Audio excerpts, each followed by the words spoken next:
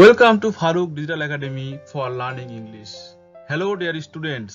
How are you? I hope you all are very well by the grace of Almighty Allah. I am fine too.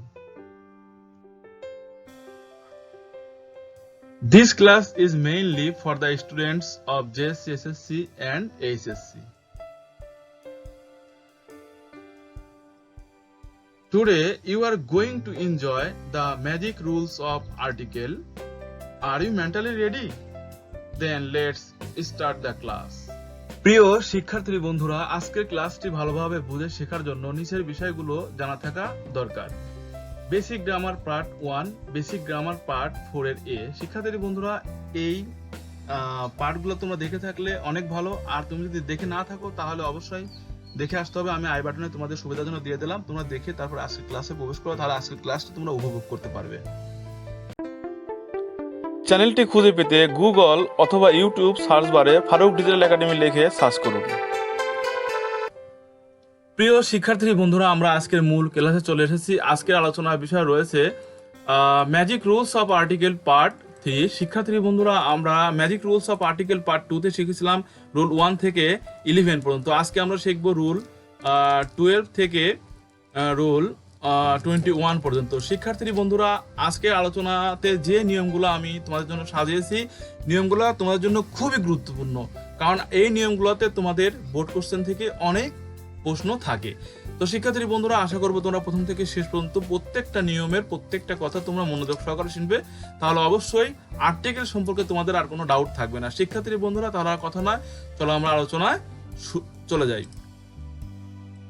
Rule 12, cross plus uncountable noun. শিক্ষার্থী বন্ধুরা, একটা জিনিস খেয়াল রাখবে যে গ্যাপের পরে যদি আনকাউন্টেবল নাউন থাকে, অর্থাৎ যে নাউনটা গোনা যায় না, এরকম নাউনের পূর্বে গ্যাপ থাকলে আমরা অবশ্যই সেই গ্যাপে কি দেবো? ক্রস দেবো। যেমন দেখো উদাহরণ, happiness lies in the containment. সুখ সন্তুষ্টির মধ্যে নিহিত থাকে। শিক্ষার্থী বন্ধুরা, মনে রেখো একটি কথা, যে তোমরা যদি ওই বাক্যটার অর্থ পুরোপুরি না বোঝো, তাহলে শুধু নিয়মটা মনে রাখবে যে এখানে দেখো একটি নাউন রয়েছে হ্যাপিনেস, তাহলে এই হ্যাপিনেস হচ্ছে কি নাউন? Uncountable noun. তাহলে এরকম নাউনের পূর্বে যদি গ্যাপ থাকে, তাহলে সেক্ষেত্রে আমরা কি দেবো? ক্রস দেবো। তাহলে দেখো এখানে গ্যাপের মধ্যে কি হবে?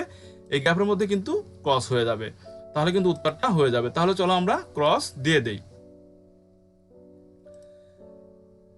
দেখো ক্রস দিয়ে দিলাম, আমাদের উত্তরটা কি হয়ে গেল। এরপর দেখো শিক্ষার্থী বন্ধুরা, rule number 12, the plus noun oblique noun equivalent plus of.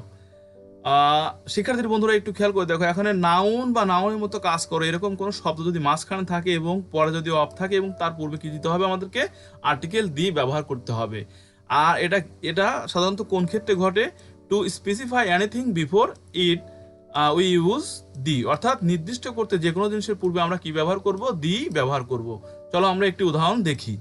যেমন we need development of our mind. তাহলে এখানে একটু খেয়াল করে দেখো যে ডেভেলপমেন্ট হচ্ছে একটি নাউন এবং এর পরে রয়েছে কি? অফ। সেক্ষেত্রে তার পূর্বে কি হবে? দেখো তাহলে নিয়ম অনুসারে কিন্তু আমাদের পূর্বে কি দিতে হবে? এই নাউনের পূর্বে দিয়ে দিতে হবে। তাহলে আমরা যদি দিয়ে দেই তাহলে কিন্তু আমাদের উত্তরটা হয়ে যাবে। ওকে, আশা করি নিশ্চয় বুঝতে পেরেছো। তবে শিক্ষার্থী বন্ধুরা, একটু খেয়াল করে দেখো, এখানে কিন্তু এক্সেপশনাল রয়েছে। তো এক্সেপশনাল ঘটে কখন? যখন সেটা ফ্রেজাল ওয়ার্ড হয়। একটু খেয়াল করে দেখো, এখানে যে শব্দগুলো ব্যবহার করা হয়েছে এগুলো সবসময় একত্রে থাকে, একসঙ্গে বসে, কখনো আলাদা হয় না। দেখো, a lot of, a little of, a man of, a matter of, a great deal of, a few of, and irony of. একটু খেয়াল করে দেখো, এই প্রত্যেকটা শব্দের পরে কিন্তু অফ রয়েছে, কিন্তু তার পূর্বে দি বসে নাই। কিন্তু এই নিয়ম অনুসারে কিন্তু কোনো শব্দের পরে যদি অফ থাকে তাহলে কিন্তু তার পূর্বে কি দেওয়ার কথা ছিল? আমাদের দি দেওয়ার কথা ছিল। কিন্তু এখানে দেখো, এখানে কিন্তু এর পরে লটের পরে অফ রয়েছে, তার আগে কিন্তু আমরা দি ব্যবহার করি নাই, কারণ এখান থেকে শুরু করে এই যে শব্দগুলো, এই শব্দগুলো কিন্তু ফ্রেজাল ওয়ার্ড, এরা সবসময় এভাবেই বসে।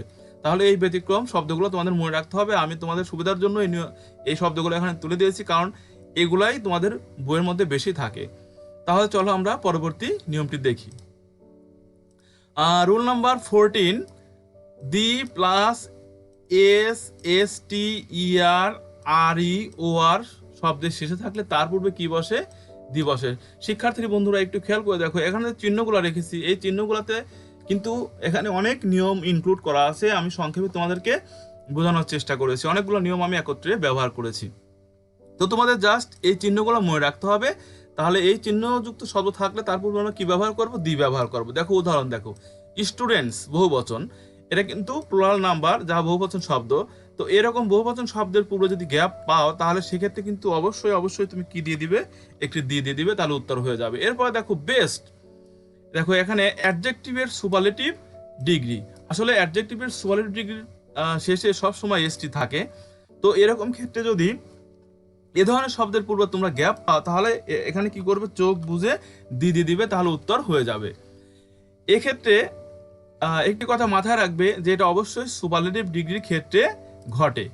এরপরে দেখো সুনার দ্য বেটার, এখানে একটু খেয়াল করে দেখো, এখানে সোনার ইআর যুক্ত শব্দ, এখানে বেটার দেখো ইআর যুক্ত শব্দ। তো এই ইআর যুক্ত শব্দ যদি থাকে এবং সেটা কম্পারেটিভ ডিগ্রি হয়, কিন্তু কম্পারেটিভ ডিগ্রির পূর্বে কিন্তু আর্টিকেল দি ব্যবহার করা হয় না বা কোনো আর্টিকেল বসে না।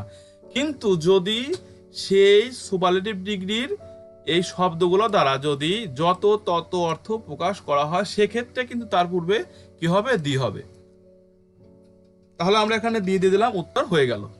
এরপরে দেখো সেম নিয়ম, the more you read the more you learn, যতই পড়িবে ততই শিখিবে। এখানে কিন্তু যত তত অর্থে এই মোরকে ব্যবহার করা হয়েছে। তাহলে এক্ষেত্রে কিন্তু আমরা যত তত অর্থে ব্যবহার করার কারণে এখানে আমরা দি ব্যবহার করতে পারি। তাহলে কি হবে, the more you read the more you learn. Okay, এরপরে দেখো অপারেটর, এখানে কিন্তু আর ই যুক্ত শব্দের উদাহরণ চলে গেল। এরপর দেখো আমরা ও আর যুক্ত শব্দের উদাহরণ দেখব। অপারেটর মানে কি, পরিচালক, অপারেটর। তাহলে দেখো ও আর যুক্ত শব্দের পূর্বে তোমরা যদি গ্যাপ পাও তাহলে অবশ্যই কি করবে, একটি দিয়ে দেবে, উত্তর হয়ে যাবে।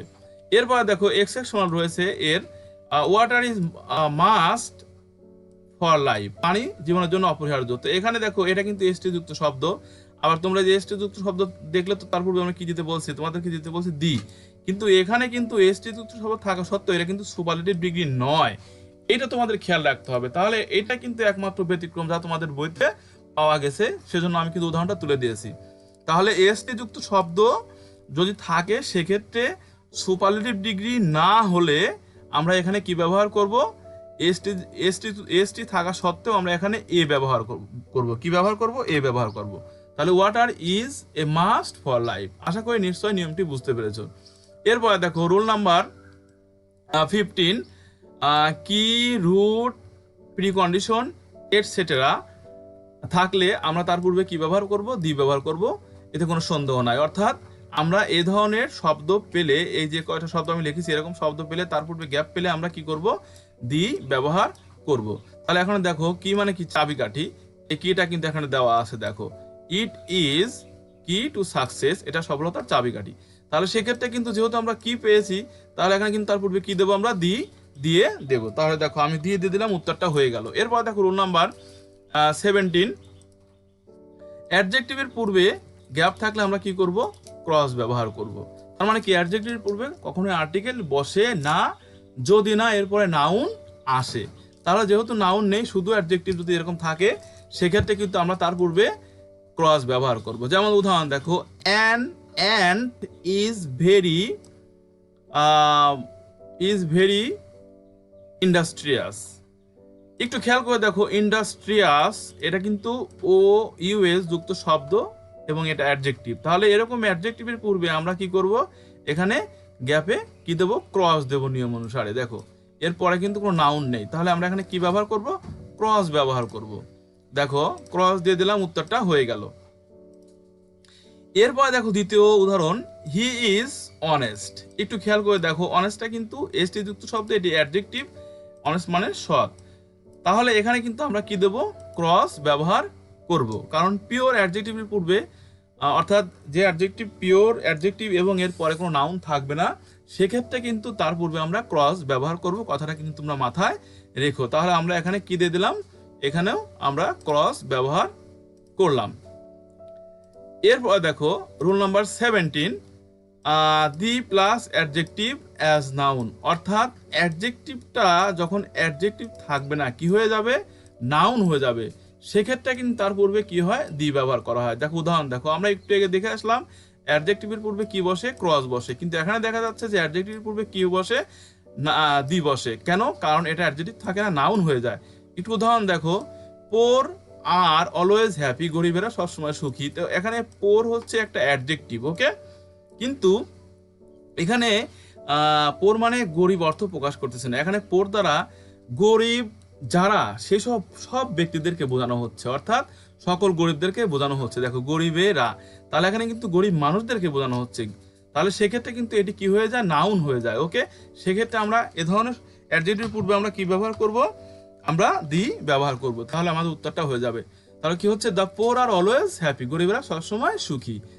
একটু খেয়াল করে দেখো, এখানে rich are not always happy, ধনীরা সবসময় সুখী না। তাহলে রিচ মানে কিন্তু এখানে রিচ মানে ধন, আমরা জানি ধনী, কিন্তু এখানে রিচ মানে ধন সম্পদ বা ধনী, কিন্তু এখানে বোঝাচ্ছে হচ্ছে তোমার যত ধনী ব্যক্তি আছে তাদের সবাইকে বোঝানো হচ্ছে। হ্যাঁ, তাহলে এখানে অর্থ আসছে ধনীরা।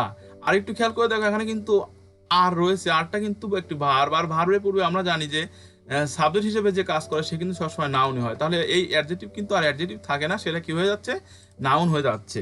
আর এই কারণে কিন্তু এর পূর্বে আমরা কি দিচ্ছি, দি দিচ্ছি। তাহলে শব্দটা দেখতে এক বচন, কিন্তু আসলে এই দিটা আসার কারণে কিন্তু এটা কি বহুবচন হয়ে যাচ্ছে। দি রিচ মানে কি, ধনী ব্যক্তিরা। তাহলে নিশ্চয়ই বুঝতে পেরেছো যে অ্যাডজেক্টিভের পূর্বে আমরা কখন দি দেব এবং কখন আমরা অ্যাডজেক্টিভের পূর্বে ক্রস ব্যবহার করব। ওকে, তাহলে অ্যাডজেক্টিভটা যখন নাউন হয়ে যাবে তখন কিন্তু তার পূর্বে আমরা কি ব্যবহার করব, দি ব্যবহার করব। এরপরে দেখো ব্রেভ, ব্রেভ মানে কি, সাহসীরা। The brave are always fortunate. তাহলে এখানে দেখো ব্রেভ মানে সাহস, কিন্তু এখানে বোঝাচ্ছে সাহসী ব্যক্তিদেরকে, অর্থাৎ এই সাহস গুণটা যাদের মধ্যে আছে সেই সব মানুষদেরকে বোঝানো হচ্ছে। তাহলে এক্ষেত্রে কিন্তু ব্রেভটা একটা অ্যাডজেক্টিভ, কিন্তু এইখানে কিন্তু নাউনের কাজ করতেছে। ওকে, তাহলে সেক্ষেত্রে আমরা এখানে কি দেবো, আমরা অবশ্যই দি ব্যবহার করব। এরপর দেখো ইন্ডাস্ট্রিয়াস আর ভিক্টোরিয়াস, তার মানে কি পরিশ্রমীরাই কি সফল কাম। তাহলে এখানে একটু খেয়াল করে দেখো, ইন্ডাস্ট্রিয়াস একটি অ্যাডজেক্টিভ, আমরা এখানে কিন্তু 16 নম্বর নিয়মে একটি শব্দ পেয়েছিলাম সেম, কিন্তু এটা একটা অ্যাডজেক্টিভ, কিন্তু তাহলে সেক্ষেত্রে এটাও কিন্তু একটা অ্যাডজেক্টিভ, কিন্তু এখানে ব্যবহারের ক্ষেত্রে এটা অ্যাডজেক্টিভই কাজ করছে না, কিসে কাজ করছে, অ্যাজ নাউন হিসেবে কাজ করছে। কারণ কি, দেখো এখানে হেল্পিং ভার্ব রয়েছে, হেল্পিং ভার্বের পূর্বে বা সাহায্যকারী ভার্বের পূর্বে বা যে কোনো ভার্বের পূর্বেই যদি কেউ সাবজেক্টে কাজ করে সেটা কিন্তু নাউন হিসেবে পরিগণিত হয়। তাহলে এক্ষেত্রে কিন্তু এটা একটা নাউনে কাজ করতেছে, আর সেজন্য কিন্তু এখানে ইন্ডাস্ট্রির পরিশ্রম যারা করে সেই সব সকল ব্যক্তিদেরকে বোঝানো হচ্ছে। ফলে এখানে এর পূর্বে আমরা কি ব্যবহার করতেছি, আমরা দি ব্যবহার করতেছি। তাহলে কি, দি ইন্ডাস্ট্রিয়াস আর ভিক্টোরিয়াস, অর্থাৎ পরিশ্রমী ব্যক্তিরাই সফল কাম। তাহলে শিক্ষার্থী বন্ধুরা, এই নিয়মগুলা তোমরা এই 16 নম্বর নিয়ম এবং 17 নম্বর নিয়মের মধ্যে যে পার্থক্যটা সেটা কিন্তু অবশ্যই তোমরা বুঝতে পেরেছো, যে আমরা কখন অ্যাডজেক্টিভের পূর্বে ক্রস ব্যবহার করব এবং কখন অ্যাডজেক্টিভের পূর্বে আমরা দি ব্যবহার করব। অ্যাডজেক্টিভটা যখন নাউন হয়ে যাবে, নাউনে কাজ করবে, তখন তার পূর্বে কি, দি ব্যবহার করব। অর্থাৎ এই অ্যাডজেক্টিভটা যখন এই গুণধারী সকল ব্যক্তিদেরকে বোঝাবে, তখন কিন্তু তার পূর্বে আমরা দি ব্যবহার করব। আশা করছি যে তোমরা অবশ্যই এই নিয়মটা বুঝতে পেরেছো। নেক্সট, রুল নাম্বার 18, পৃথিবীতে একক বস্তু বোঝালে তার পূর্বে আমরা কি ব্যবহার করব, দি ব্যবহার করব। অর্থাৎ পৃথিবীতে একটি মাত্রই রয়েছে, দ্বিতীয়টি নেই, এরকম ক্ষেত্রে কিন্তু আমরা তার পূর্বে দি ব্যবহার করব। কিন্তু এর ব্যতিক্রম রয়েছে, আল্লাহ, গড, খ্রিস্ট, লর্ড, জব, এর পূর্বে আমরা কি ব্যবহার করব, ক্রস ব্যবহার করব। অর্থাৎ আল্লাহ কিন্তু একজন পৃথিবীতে, সেক্ষেত্রে কিন্তু আমরা এর পূর্বে আমরা দি ব্যবহার করব না। আমরা এখানে একক বস্তু বোঝাতে কিন্তু এইগুলা বাদ দিয়ে তারপরে অন্য একক বস্তু বোঝাতে হবে। তাহলে সেক্ষেত্রে এখানে কিন্তু আল্লাহ বোঝালে, খ্রিস্ট বোঝালে, লর্ড, জব, এগুলোর পূর্বে আমরা কি ব্যবহার করব, ক্রস ব্যবহার করব।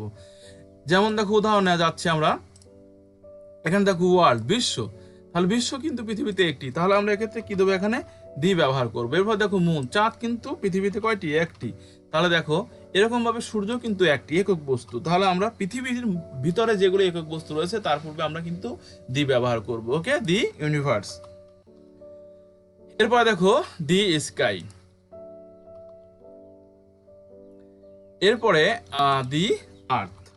তাহলে এর প্রত্যেকটা ক্ষেত্রে কিন্তু আমরা দি ব্যবহার করলাম, কিন্তু আল্লাহ ইজ ওয়ান, আল্লাহ এক, এখানে কিন্তু দেখো আল্লাহ শব্দের পূর্বে কিন্তু আমরা দি ব্যবহার করব না। দেখো আল্লাহ শব্দের পূর্বে আমরা কি ব্যবহার করব, ক্রস ব্যবহার করব। তাহলে এই গ্রাফ আমরা কি ব্যবহার করব, ক্রস ব্যবহার করব। দেখো উত্তরটা হয়ে গেল। এরপর দেখো rule 19, the plus east West north south, অর্থাৎ ইস্ট ওয়েস্ট নর্থ সাউথ ইত্যাদি দিকের নামের পূর্বে গ্যাপ থাকলে আমরা সেখানে কি ব্যবহার করব? দি ব্যবহার করব। যেমন দেখো দি সান রাইজেস দ্য ইস্ট, তাহলে এখানে ইন দ্য ইস্ট, অর্থাৎ ইস্ট হচ্ছে কি পূর্ব, তাহলে সূর্য পূর্ব দিকে উদিত হয়, তাহলে এক্ষেত্রে কিন্তু পূর্ব দিক বোঝানো হয়েছে ইস্ট দ্বারা, সেক্ষেত্রে আমরা এখানে কি ব্যবহার করব? দি ব্যবহার করব। The sun rises in the east, সূর্য পূর্ব দিকে উদিত হয়।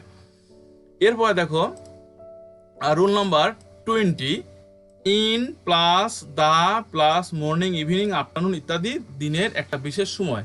তো এখানে নিয়মটা হচ্ছে যে এই সকল শব্দের সময়ের পূর্বে যদি ইন থাকে তাহলে মাঝখানে কিন্তু দি বসে, কিন্তু এখানে একটু খেয়াল করে দেখো এই সকল সময়ের পূর্বে যদি অ্যাড থাকে সেক্ষেত্রে কিন্তু মাঝখানে গ্যাপ থাকলে আমরা কি দেবো? Cross Dev.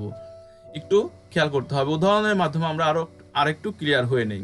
We get up early in morning for prayer, আমরা নামাজ প্রার্থনার জন্য সকালে ঘুম থেকে উঠি। তাহলে এখানে কিন্তু একটু খেয়াল করে দেখো মর্নিং রয়েছে, ওকে, এবং তার পূর্বে কিন্তু কি রয়েছে? ইন রয়েছে, দেখো ইন রয়েছে, তাহলে আমরা মাঝখানে কি দেবো? মাঝখানে আমরা দি ব্যবহার করব, ওকে, তাহলে এখানে কিন্তু দি চলে আসছে, ওকে। এরপর দেখো এর ব্যতিক্রম যেটা, সেটা হচ্ছে এখানে কিন্তু একটা সময় রয়েছে, তার পূর্বে কিন্তু কি রয়েছে? অ্যাড রয়েছে। দেখো অ্যাড থাকলে কিন্তু আমরা সেক্ষেত্রে এ ধরনের সময়ের পূর্বে আমরা কি ব্যবহার করব? ক্রস ব্যবহার করব। তাহলে এখানে আমরা কি ব্যবহার করব? ক্রস ব্যবহার করব, ওকে। এরপরে দেখো পরবর্তী নিয়ম রুল 21, ইংলিশ ভাষা দ্বারা ওই ভাষার মানুষকে বোঝালে তার পূর্বে আমরা কি ব্যবহার করব? দি ব্যবহার করব। হ্যাঁ, অর্থাৎ এই ভাষাটা দ্বারা যদি ওই ভাষার মানুষকে বোঝায় সেক্ষেত্রে কিন্তু এর পূর্বে আমরা দি ব্যবহার করব, কিন্তু ইংলিশ দ্বারা যদি ওই ভাষাকে বোঝায় তাহলে তার পূর্বে আমরা কি ব্যবহার করব? ক্রস ব্যবহার করব। যেমন দেখো English is speaks in English, একটু খেয়াল করে দেখো প্রথমে একটা ইংলিশ রয়েছে, এখানে একটা ইংলিশ রয়েছে, এই প্রথম ইংলিশটা কিন্তু একটি সাবজেক্টে কাজ করে এবং এটি অবশ্যই নাউন এবং ভার্ব এখানে সাবজেক্টে কাজ করছে। দেখো তাহলে ইংলিশ কথা বলে ইংরেজিতে, তাহলে ইংলিশ কথা বলে ইংরেজিতে না, ইংরেজরা কথা বলে ইংরেজিতে, তাহলে সেক্ষেত্রে কিন্তু এই ইংলিশ মানে হচ্ছে ইংরেজরা, ওকে, তার মানে কি এটা ব্যক্তি বোঝানো হয়েছে, ওই ভাষার মানুষকে বোঝানো হয়েছে, ওকে। তাহলে এক্ষেত্রে কিন্তু আমরা কি ব্যবহার করব? এখানে আমরা কিন্তু দি ব্যবহার করব। দেখো এখানে আমরা দি ব্যবহার করব, ওকে। এরপর দেখো ব্যতিক্রম যেটা, the English speak in English, এক্ষেত্রে দেখো ইংরেজরা কথা বলে ইংরেজিতে, এখানে এই ইংলিশটা কিন্তু ভাষার নাম বোঝানো হয়েছে, ওকে, সেক্ষেত্রে এই ইংলিশের পূর্বে আমরা কি ব্যবহার করব? ক্রস ব্যবহার করব। দেখো তাহলে ইংলিশের পূর্বে আমরা কি ব্যবহার করব? ক্রস ব্যবহার করব, তাহলে কিন্তু আমাদের উত্তরটা হয়ে যাবে, ওকে। দেখো আমরা ক্রস ব্যবহার করলাম, আমাদের উত্তরটা হয়ে গেল। তাই তোমরা নিশ্চয়ই বুঝতে পেরেছো যে ভাষা দ্বারা ওই ভাষার মানুষকে বোঝালে তারপরে আমরা দি ব্যবহার করবো, এবং যদি ভাষা দ্বারা যদি ভাষাকেই বোঝায় সেক্ষেত্রে আমরা তার পূর্বে ক্রস ব্যবহার করবো। আশা করি তোমরা নিয়মগুলো বুঝতে পেরেছো। তো শিক্ষার্থী বন্ধুরা আজকে এই পর্যন্তই, আগামী ক্লাস দেখার আমন্ত্রণ জানিয়ে আজকের মতো এখানেই বিদায় নিচ্ছি। আর ভিডিওটা যদি তোমাদের একটু উপকার আসে তাহলে অবশ্যই একটি লাইক, কমেন্ট এবং শেয়ার করতে কার্পণ্য করবে না। আর তুমি যদি আমার চ্যানেল নতুন হয়ে থাকো তাহলে অবশ্যই চ্যানেলটি সাবস্ক্রাইব করে পাশের বেল আইকনটি বাজিয়ে রাখো, তাহলে কি হবে? পরবর্তী ভিডিও আপলোড করার সঙ্গে সঙ্গে তোমার কাছে নোটিফিকেশন চলে যাবে। See you to my next class, good by.